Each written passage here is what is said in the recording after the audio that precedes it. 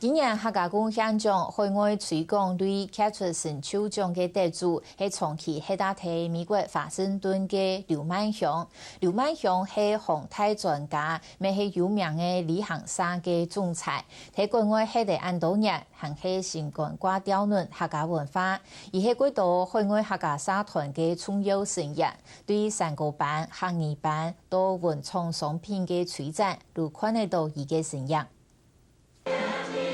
出任競賽嘅發布衫，向前太上嘅搶奪客家歌謠，對弦樂、平板到客家彩效果，發布天氣嘅獎金，感受到我們家鄉客家妹。其中一個帶頭嘅叫劉萬雄，佢哋12歲咧，帶頭華盛頓已經34年，靠當地發言天度，係個大家都熟悉嘅客家妹。所以發布呢，也嘅客家人當團結啊，大家嘅感情以好，又有一個合唱團。個個想法啊，也因為有客家嘅鄉情啊，要更加的豐富啦，劉萬雄係套苗栗太湖區嘅客家子弟，佢新兼加介發富客家社團嘅節目，包括做童話合唱團、新辦法富客家童話季、也客家特色商品展，佢哋會親身參加同規劃，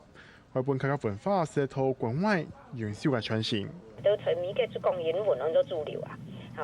然後有嘅講嘅國語啊，算較多人講啊，嘅客家話係無人去推廣，嘅風俗係無去推廣嘅話，咁樣就一推落去，無過3推就冇睇啦。後生嘅時節是教育嘅風雲人物嘅劉萬雄，四川到嚟62歲，還係真有熱情同活力。